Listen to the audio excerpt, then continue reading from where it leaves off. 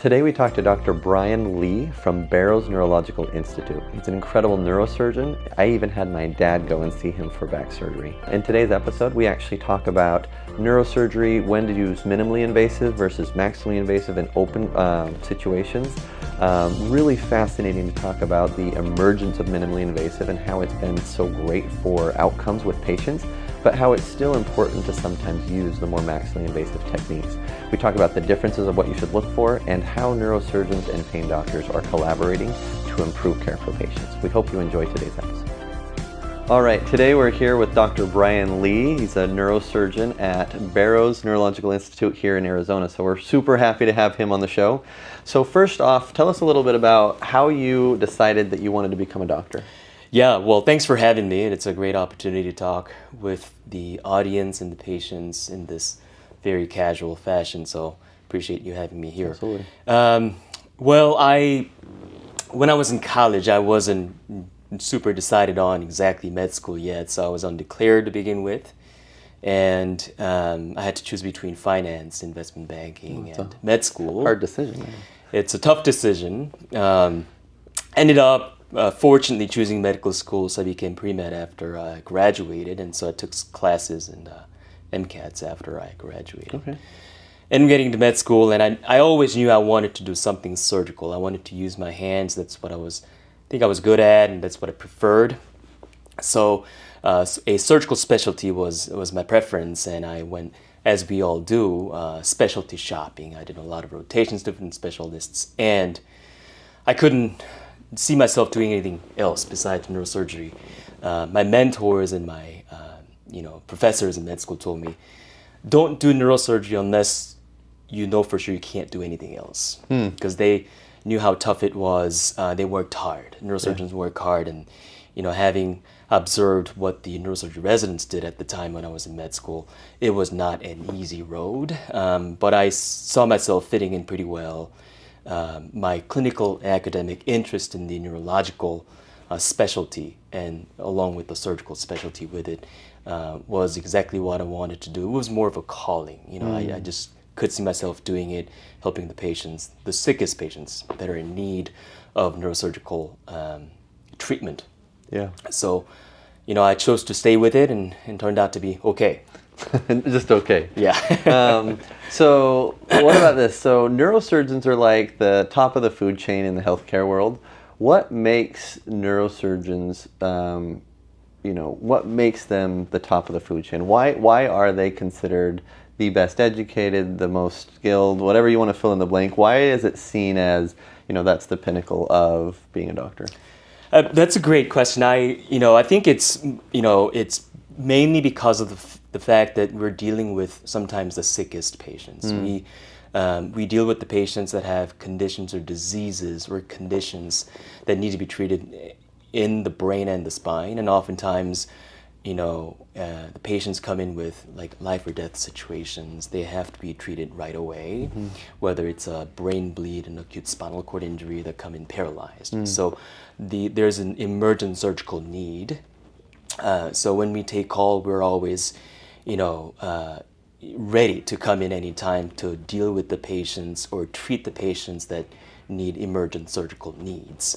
So for that reason, we always have to be ready. We have to be ready to make, emergent decisions for patients in urgent needs, that can do really poorly if you don't make the right decisions right at that moment. So that keeps us pretty busy. That keeps us, we have to be on edge. Yep. And in order to treat patients with brain and spine needs, we have to be very subspecialized in training for it. So it takes a long time to get there. Let's talk about some of that. So I believe neurosurgeon is the longest residency and fellowship, correct? Correct. Yeah, so most education you can do to be a doctor, but then, as you just said, there's subspecialties. So let's go through some of those. What are some of the subspecialties of neurosurgery? Yeah, so, when you think about neurosurgical care, it's either the brain or the spine, just sort of the ballpark. Yeah. So you can practice or specialize in the cranial neurosurgery, or you can specialize in the spinal neurosurgery. Some of our partners or some of the neurosurgeons do what's called general neurosurgery. You can do a little bit of everything. So I have partners who do both. But within the cranial surgery, neurosurgery, you can specialize in brain tumor, vascular neurosurgery, and functional neurosurgery is another very specialized subspecialty within neurosurgery that treats patients with movement disorders, etc. And within that specialty, you can also treat patients with, epilepsy. You can do like temporal lobectomies, etc. And there's the spine world. There's a spine surgery. You can do simple degenerative spine. You can treat patients with disc herniation or a little bit of instability. And there's like structural with like scoliosis and stuff like that. And there's that complex spine in which involves the treatment of deformity patients with scoliosis or structural anatomical abnormalities that have to be corrected with, hardware instrumentation and fusion. And then there's also even some surgeons that do specialize in peripheral nerves, right? Correct. Which is, I think, a little bit more rare because most neurosurgeons are brain and spine, like you said. Yeah. And then some actually go outside of the spine, which is where we get into peripheral nerves and do stuff there. So what's your which of the subspecialties really attracted you and where did you end up? Yeah.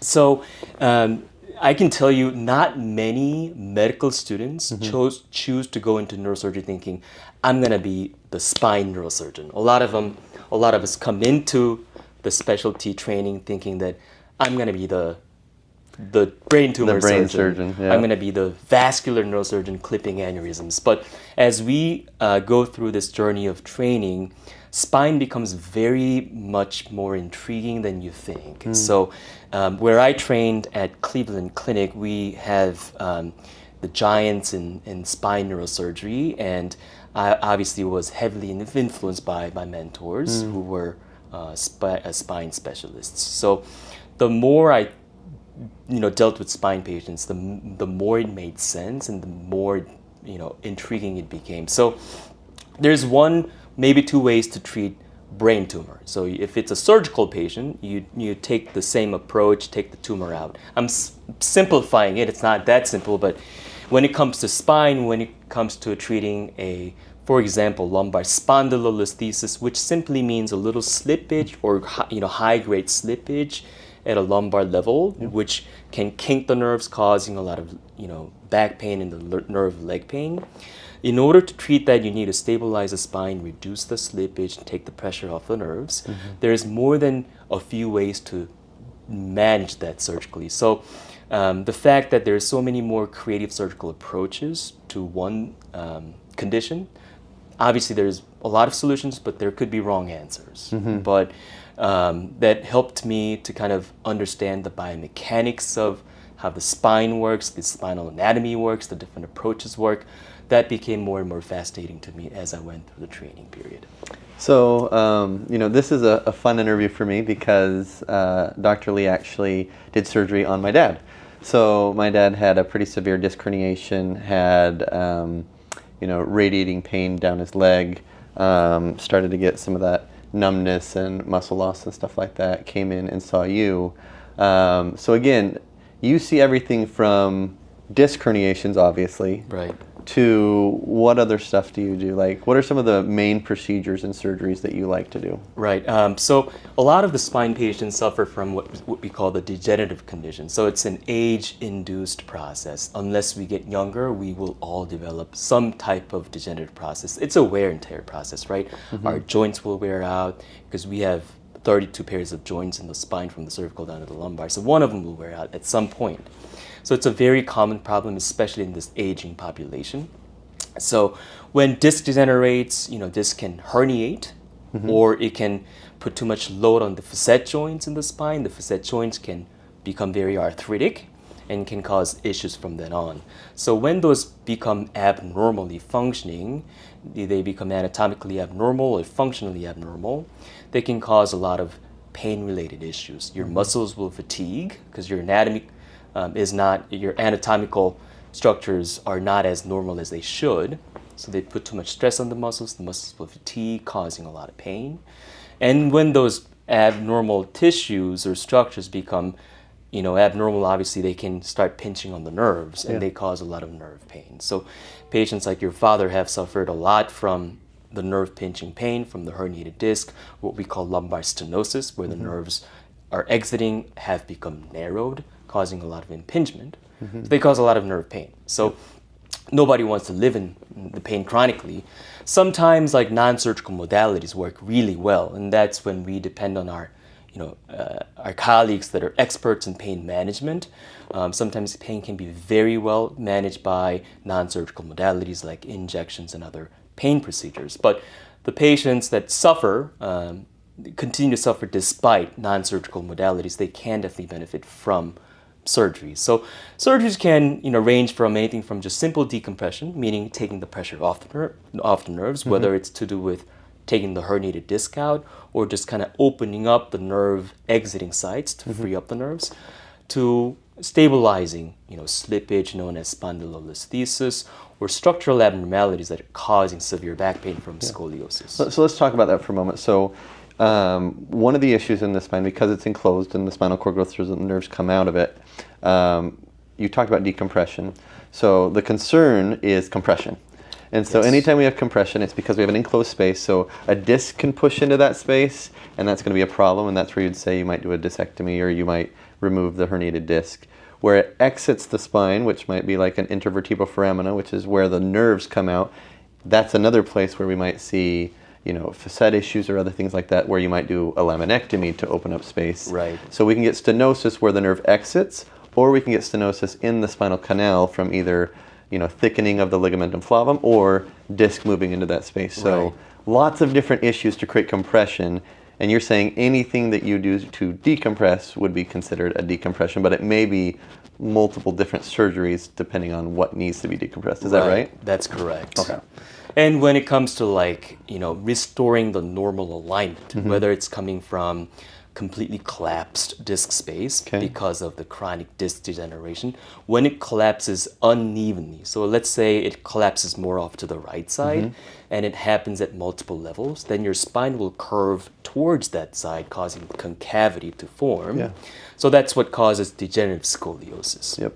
So in order to correct that, there's multiple approaches, whether it's to do with what we call osteotomies, fascectomies, removing a lot of structures around the spine to derotate the spine or to restore the normal alignment, or you can put in spacers and hardware to kind of restore the normal alignment by doing a lot of instrumentation. So and you do all those things? I do all those. Oh, wow. And then to put in those, instrumentation, screws and rods and spacers, there are different approaches to achieve the same goal as well. So you would say, so your specialty within neurosurgery is like degenerative spine conditions, is that right? That's correct. So degenerative spine condition, whether it's simple degen that requires simpler decompression or structural restoration of normal alignment, whether it's just simple slippage or scoliosis.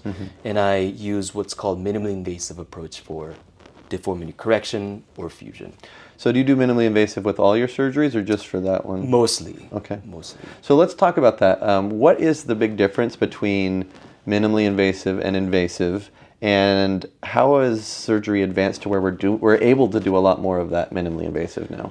That's that's a very good question with a simple answer. So if it requires, so it's an open versus minimally invasive approach for the surgical treatment. So open approach entails making a big incision midline on the back and detaching all the muscle structures off of the bony structures known as the spinous processes and the lamina. And if you directly visualize all the structures around the spine and the spinal cord or any other neural elements, then it's an open approach. That's an open, which is more invasive than a... Correct. Okay. That would be, so minimally invasive MIS, but that's the other MIS would be maximally invasive surgery. Okay. Sometimes it's needed, but the key is to choose the right approach for the right patient for the right indication. So you got to have all the tools in your toolbox to be able to use the right approach for the right patient. So like we've heard, like more and more you hear about minimally invasive. It's what everybody wants these days. How come we're able to do things minimally invasive now that we had to do maximally invasive before? So we've come a long way, and in the medical practice in general, and also in the neurosurgical world. Obviously, we've developed with the help and expertise of our implant companies that continue to invest in the advancement of medical technology to allow us to have different tools and equipment. For example, now we have robotic-assisted spine fusion. So we have a robotic machine that's in the OR, and you pre-plan all the hardware placement, and the robotic arms goes exactly where the screw is supposed to be placed and holds it in place rigidly, so you can't move around that arm that's rigidly fixated. Yeah. So we are coming up with the ways to minimize human error. Before we had this technology, obviously, the only way to put in screws is by opening everything up and directly visualize the anatomical structures and putting in what we call the freehand screws, because we didn't have the technology that we have today. So advancements in technology have helped us to move more towards minimally invasive. And obviously the reason you'd want more minimally invasive is, as you just said, when you're trying to open up everything, one, it's more chance of infection because it's a bigger wound. For sure. Right? Two, it's going to be a longer recovery. Right? Absolutely. And then is it, are there any other benefits to minimally invasive over a maximally invasive procedure? So the maximally invasive open approach, and I don't want to make it sound like every patient should receive a minimally invasive surgical approach. Some need the bigger. Correct. If they're candidates for MIS or minimally invasive surgery, by all means, that is the more superior option for the reasons you've stated already. It minimizes the blood loss, which also is associated with way less risk of infection. Minimize surgical time, actually, because you don't have to do all that open dissection. Closure becomes a way longer part of the procedure. Yeah. And sometimes when you do that, especially in the neck, the open approach leads to permanent muscle atrophy, right? So you need certain parts of your muscles in the neck and the back for you to use your neck and the back more normally. Obviously, you should be able to move still pretty well after a big open fusion surgery, but the muscles do atrophy to a certain extent. So you minimize that risk. And most importantly, the patients it's a very painful procedure. You can imagine opening everything up, big incision, and then putting it all back detaching together. the muscles and reattaching them. It's a big surgery, especially for patients who've been already suffering from chronic pain, right? And then you add more to that. So it's going to be that much harder to control post-op pain for the open approach. Okay, so obviously there's a lot of reasons why you'd want to do minimally invasive, but you mentioned that sometimes that's not the best option. What are some of the times where you'd want to do more of the maximally invasive or the open surgery? What are examples specifically? So big, a major curve deformity, which requires a procedure, more advanced spinal procedure called osteotomy. So if you need to really derotate the spine at multiple levels, then minimally invasive approach, you would not be able to induce or achieve the proper and optimal correction, in which case you got to see the whole facet joints at multiple levels so you can do the proper and safe osteotomy to remove certain parts of the spine to derotate to achieve the optimal alignment. Would be one example of the need for the open approach. So what we typically call thoracolumbar pelvic fusion, or the T10 to pelvis or T4 to pelvis fusion, those require open approach. You can be a little creative and do some parts open, some parts MIS, but it still requires some open incisions to achieve the proper goal for the right patient. Another example would be a spinal tumor patient. So if there's a spinal cord tumor, then obviously doing it through a small tube would not be the you need to get everything optimal approach, because the tumor, it's very unpredictable. It can be very vascularized, can lead to a lot of bleeding, in which case you want the optimal area opened up for the proper hemostasis or bleeding control. Or the tumor can be already compressing a lot on the spinal cord, so you want to have good open dissection of the dura to properly dissect around the margins of the tumor without hurting the spinal cord, in which case it's way safer to see the whole thing instead of through a small tube. Yeah, that makes sense. So I think this is important for patients to know though, like minimally invasive versus maximally invasive, there's cases for both. And if your doctor is recommending a maximally invasive, it's because that's what's going to get you the best results, right? Like it needs to be worth going through the pain and recovery in order to choose that way, but there's certain types of procedures, there's certain conditions, that's what's going to get you the best results and the best prognosis for your That is correct. surgery. Yeah. And what I want, my colleagues and the future neurosurgeons and spine specialists to think about is that you want to think outside the box, obviously, and don't get stuck on like one approach that you were trained in, because we all learn every day. I learn something new every day, and I think it's important that we stay open-minded to learn about the new approaches, because they're constantly getting developed to get better and better, right? So if we get stuck in the era where we got trained, then I would only be doing open surgery, or any other colleagues that I work with will only be doing open surgery. But the fact that we stay open-minded to constantly learn the new techniques that can help the patients in the optimal way, that's the most important thing. What's an example of where you've had to catch yourself and say, nope, I need to stay open-minded about something? Back in the day when I was in training, a lot of the spine surgeries were done in the open fashion. We did have the minimally invasive approach options, but not as many as what I do today and what's available this day and age. So, when I first started to practice, I realized that there's more approaches than what I've been trained in. So that helped me to sort of stay focused on, hey, I need to, go out of my comfort zone and learn newer techniques. And that involved, obviously, talking to the surgeons who've done this for a little longer, and obviously, doing a bunch of cadaver sessions and just kind of get familiar with the new technique.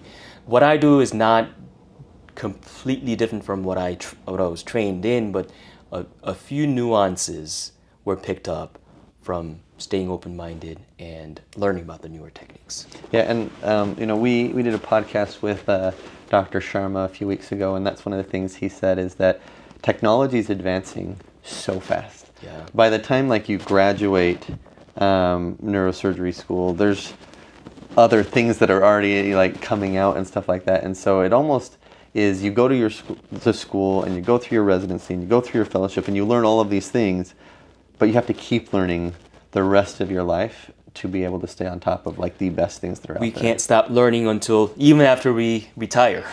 There's always something to learn from everyone, every day. Absolutely. I think that's a great thought process for life, really. For sure.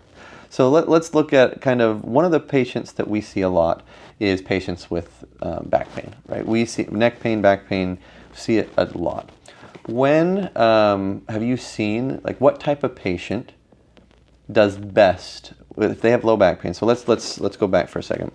What type of patient with chronic low back pain should consider neurosurgery?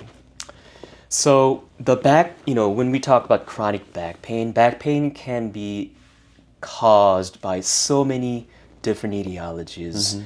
Spine is just one of the causes of back pain. It could be, myofascial, musculoskeletal. It could be due to many different things other than just the spine issues. Absolutely. So when the patients are suffering from back pain or neck pain with the radiographic evidence or the clinical findings that do correlate with their symptoms, those are the patients that can be treated properly with the surgical options, provided that they've failed non-surgical approaches already. Those patients with the obvious structural problems that correlate well with the MRI findings, X-ray findings, with what they're suffering from clinically, those are the patients that are good candidates that can benefit well from surgical options. Now, it's very important to sit down with your patients, and I spend a great deal of time with especially the new patients that have surgical needs, typically more than an hour for each patient. I think that's very important because we need to make sure that we ensure the patients make the right informed decision, which requires the proper communication and education for not only for the patient but for their family members too when they come with them, because you got to make sure that you're all on the same page. Patients have to understand what the pathology is, what the cause of their pain is, and why certain surgical approaches are recommended for what reason. And they can have the right expectations for the proper recovery, what the surgery entails from that to the post-op recovery, and what they can expect 6 months, a year down the road. Once that's properly achieved, I think those patients will do better than the patients who, I don't know, I've come in for back pain, but I just need surgery done. I don't know what surgery it is, but the doctor recommended it. I'll see how things go. Yeah. And that it depends a lot on the surgeon to explain the proper course and the right expectations. Patients with the right expectations, I think those are the ones that actually do better. Patients with the right expectations get the best outcomes. I agree with that. Let's take us through some different conditions and talk about this. So let's say disc herniation. Patient comes in. First thing we're going to do with that patient, typically, we're going to try, physical therapy, chiropractic. We may try some medication management, epidural, try to decrease the inflammation within the disc. All of those things fail. Now it's a good candidate for neurosurgery, correct? Right. Okay, so let's go to like spondylolisthesis. You mentioned spondylolisthesis. So there's different grades, right? We've got a 1, 2, 3, 4, right? I think it is, right? And so you have your 2 vertebra, and as a grade 1, it's basically unstable. Grade 2, it's moved. Grade 3, and then 4 is basically they're not even aligned anymore. At what level of spondylolisthesis do you start to consider them as a good surgical candidate? Yeah. So first of all, the disc herniation patients, and you're absolutely right in that we have to, utilize every non-surgical treatment options. If they continue to suffer from the same pain symptoms for more than 3 months, then I would say surgery can be considered, obviously provided that they're still suffering from the pain symptoms. Now, there's a more of an urgent or emergent condition called cauda equina syndrome, when the herniated disc is massive and it's fairly large to the point that it's compressing on multiple nerve roots. Then they develop the syndrome called the cauda equina syndrome that results in acute weakness, numbness, and potentially the loss of bowel bladder symptoms, in which case the surgery becomes required, and it's more in an emergent fashion. So let's talk about it. So disc herniation, you've tried different things. You might not need surgery though. So you did the physical therapy, you tried chiropractic, you tried injections, you tried all those things. You might still not be a good candidate for surgery. That's correct, and it's a very important point. And patients ask, well, if I have a herniated disc, the herniated disc is not going away. Yes, it can. Sometimes it can be absorbed by the body, right? So that's why you got to give it a little bit of a time, at least a couple of months or 2 to 3 months or so, to see if the discs can go away, and they can sometimes. And during that time, certain procedures like epidural injection, maybe physical therapy, can work to temporize the pain while the disc is given a chance to be absorbed, in which case you avoided a surgery. Which would be great. Great, yeah. So now let's go back to what you just said, which is, okay, you've got pain, you've tried these different things, but now, much more concerning, we've got muscle loss, or we've got numbness, or we've got, other neurological changes. So you're saying once we see neurological changes, that's much higher priority for surgery sooner rather than later, yes, right? if you develop like a deficit, neurological deficit in the form So give us some examples of those. like muscle weakness, atrophy, or the loss of certain functions, things like that would be considered deficits. What are some common losses of function with herniations in the low back? Yeah. So in the back, so just to kind of clarify the concept or the definition of so the spinal cord runs, it's a connected tissue, the neural tissue coming down from the brain stem down to the spinal cord. So it starts from the upper cervical spine and it runs all the way down to the upper area of the lumbar spine. At that point, it splits to become nerve roots only. So the common misconception that we have, or the general patient population, is that we got spinal cord from all the way from the top of the neck to the bottom of the lumbar spine, which is not necessarily true because the spinal cord ends in the upper lumbar spine. So when we're dealing with the spinal cord, it's a little more delicate, and it's less forgiving with certain mass effects. So if there's spinal cord compression, if it happens whether it's in the thoracic spine or the cervical spine, then it becomes a little more urgent.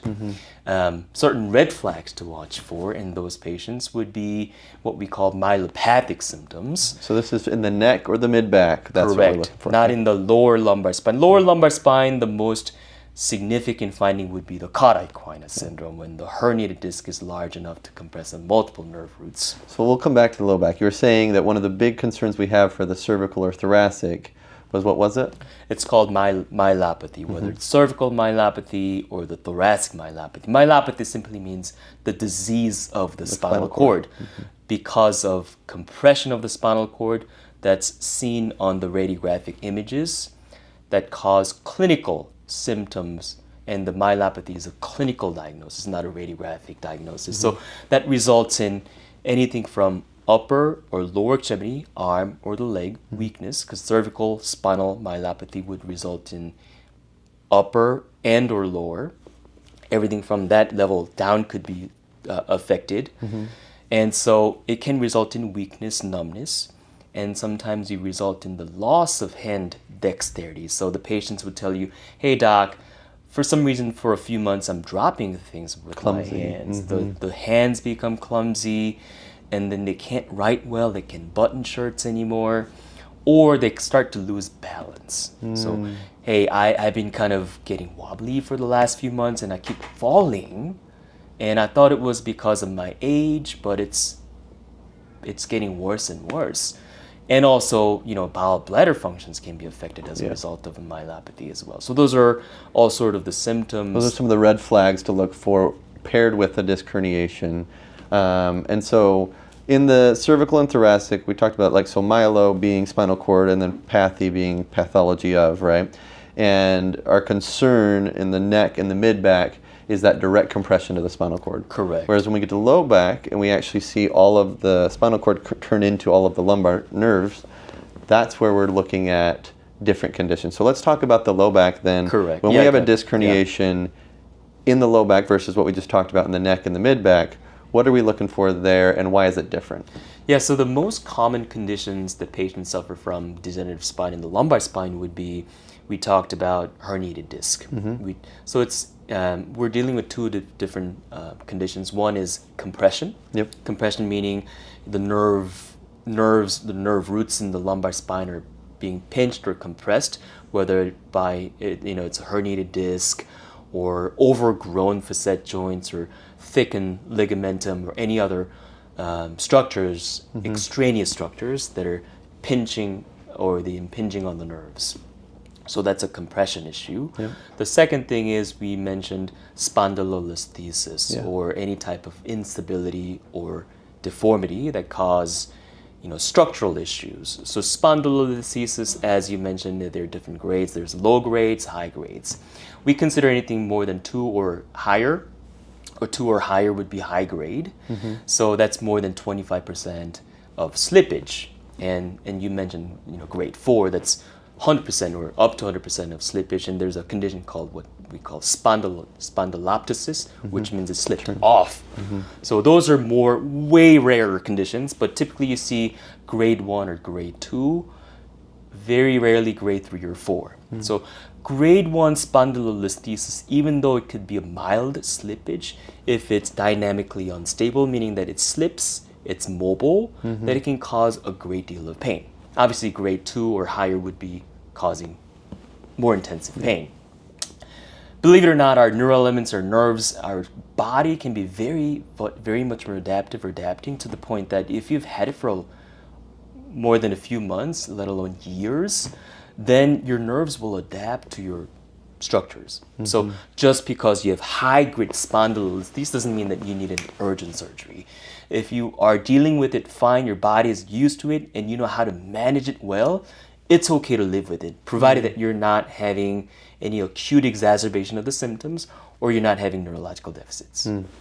So those are two major conditions that potentially can be treated surgically. So a good summary of that would be, if we see things as unstable, we need to stabilize it. But if things are stable, it may or may not need surgery depending on additional factors. Correct. That. Okay. So I believe that every doctor kind of has a superpower. And what I mean by that is every single person in the world has different things that they learn and they specialize in and do stuff, and brings your unique approach to medicine. So what would you say is your kind of unique superpower as a doctor? That's a very interesting question. That's intriguing. I consider myself, well trained, well skilled in the field of neurosurgery, and it's we all do the right things for the patients. That's what we are here for. That's what we do. This is a calling. I guess my biggest strength would be that, whether it's in the OR or whether it's in clinic or whether it's to do with pre-op or post-op care, I always think to myself twice or three times, am I making the right decision for the patient, right? Because, I might be a pretty smart guy, but I'm not the smartest guy, right? So, there's always room for... That's relative, but yeah, I get it. There's always room for human errors, right? So you gotta be, double checking, triple checking, because we're dealing with the patient's lives. And, sometimes we get so busy to the point that, the patient list becomes a list. When the patients become cases, then there's more room for error. If we start to see patients as not as humans or lives, but whether they become, cases or numbers on the list, then we become more prone to making mistakes. Yeah. So in order to minimize that, I always think to myself, hey, I gotta treat this patient like my mom. So I constantly think that to myself, and I can't be comfortable. I can't go home thinking that I did something less optimal for a patient, whether it's simple orders for images or giving advice to doing the right thing in the surgery, right? So at the end of the day, we're doing this to help other people the right way with our expertise. I can't go home to tell my son to be a good person knowing that I've done something wrong for other people. So I constantly think about this every day, and I remind myself constantly, I gotta do the right thing. So not that my colleagues or other surgeons don't do the same thing, but that's something that I constantly remind myself, like habitually. And sometimes, it's my OCD, but I think that's awesome. It's I don't know if you can call that a superpower. Well, yeah, I think it is. I think that if I had to summarize what you just said, I would say it's empathy, actually truly caring for your patients, mixed with accuracy. That constant questioning, is this accurate? Is this the right thing? And I think that if you were to ask anybody what they want in a surgeon, they want someone that's empathetic and accurate, right? Like, especially if you're doing surgery on the brain or spine, you'd want someone that cares for you and that's going to get things right. Yeah. And so, it's when I say superpower, I don't mean that nobody else has it. It's just that thing that you feel like really helps you to get your best results. And I think what you described is perfect. That's why we sent my dad to you, right? Is because we wanted exactly that. We wanted somebody who he'd feel like cares for him. Because in reality, I love the phrase that says, people don't care how much you know until they know how much you care. And I think that it's really important as doctors that we study a lot of stuff. Like you said, you're not the smartest person in the world. Well, I don't think anybody's the smartest person in the world, but as a brain surgeon and spine surgeon, you're one of the smartest people in the world. And so when you're really, really smart, it'd be easy to just say, you need to listen to me because I'm right. But with patients, they don't care how smart you are unless they know that you actually are caring about them as a human, as a person in front of them, that you can relate to the issues that they're dealing with. And ultimately, after they know that you care about them, then they want, okay, you care about it, now I want the best doctor in the world. But I do think that you can be a really great doctor and be terrible with your bedside manner, and you're not going to be successful. And there's people that are less skilled, but have better side that manner, that are more successful just because patients feel like they care. I think you absolutely need both, right? So it's also important that we stay humble. And I jokingly, share this with my colleagues or like friends who think that, oh, you're a neurosurgeon, you're a brain surgeon, so you're the smartest person, but that is not true. The physicist that knows how the MRI works is way smarter than I am. Different types of knowledge and information. But even then, like, I just want to tell myself, like, as I shared with you before, there's always something to learn from anyone that we interact with. So it's important that we stay humble. That humility allows us to learn something new. Bingo, yeah. And I think that's an important key factor for all of us because we're treating lives. There was a day when sometimes it's overwhelming, the amount of work, the number of patients that we need to treat, especially when we're on call for trauma. All these patients come in and you need to treat multiple patients on a daily basis, and I don't get to see my kid. But a good example of what really made me feel good, and it reminds me that it's a privilege, not a right. It's a privilege to treat those patients that I get to treat, is that, I was overwhelmed with the number of patients that I had to treat for on one day, and then I came to round on my patients that had surgeries. And I was like, I'm ready to go home. Hopefully it's been a long day. My patients are doing well. I get to see them and then make sure that they're all nicely tucked in. So I was rounding on my patients with my team, and then this patient was crying in the bed. And I was like, oh my goodness, I guess I'm not going home anytime soon. I asked her, like, hey, what's the matter? What can I help you with? And the patient's crying because she woke up from surgery and realized that the pain that she's been suffering for years is gone. So she was being emotional. And that made me really feel really special for what I was able to do for the patient, right? Absolutely. So that's just kind of an example of what is rewarding for me and for us, that we are making a significant difference in other people's lives. Yeah, I love that. Yeah. I do believe that the smartest people that I've ever met are humble. And the reason I believe that is because the humble person, as you said, will always be open to learning more. Whereas the prideful person will close themselves off from learning and will stop themselves from progressing. So I love how you phrase that of like, we have to stay humble because that's what keeps us able to continuing to learn. Couldn't agree more. Okay. Yeah. Well, as we're wrapping kind of this segment up and everything like that, as a neurosurgeon, taking care of patients, what do you feel like is the most important thing for people to know before they come and see you? Well, nowadays we're inundated by information online. There are various resources we can refer to. Even the AI technology allows us to ask questions on ChatGPT and get the appropriate answers. Sometimes right, sometimes wrong answers. But I think it's important that you have to trust the specialist or the physician that you see, whether it's a surgeon or a pain specialist. And provided that you're seeing the right specialist, you got to trust them and trust their knowledge. It's not just information we're obtaining off of the websites or ChatGPT, but it's the knowledge that has been obtained by that specific specialist from years of training and learning from practicing medicine. So I think that's the most important thing from the patients before they walk into your office. And obviously it's the physician's job to secure that trust. Absolutely. To build from that, and that's how you can establish rapport. Yeah.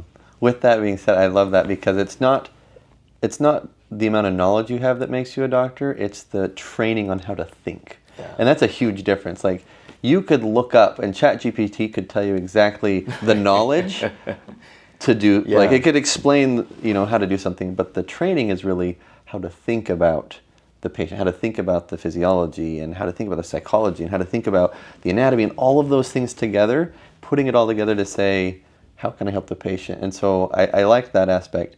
And then the other aspect of that is, what is the most important thing for patients to know to come and see you? What I heard is being able to know that you can trust the doctor when you come in, that if you're in the right specialty, then you need to be able to ask yourself, can I trust this person or not? Because if you're like, especially a neurosurgeon, you're putting your life in their hands. You need to be able to trust them. And that's something that I've seen with you, that you do a great job of. You take that so seriously, that mantle of doctor, and saying, like, it's a calling. You've said that multiple times, and being able to say, I need to get it right. I need to feel for the patient. So, I think for anybody that's, looking for a great neurosurgeon, that's exactly the characteristics you should look for. Someone you can trust, someone that's going to take your condition seriously, and somebody that cares enough that even after a long day of cases, when they see somebody crying, they're willing to go and listen to them and talk to them. So pretty amazing. So thank you so much for joining us, Dr. Lee. It's been a pleasure to have you on Doctors Unscripted today, and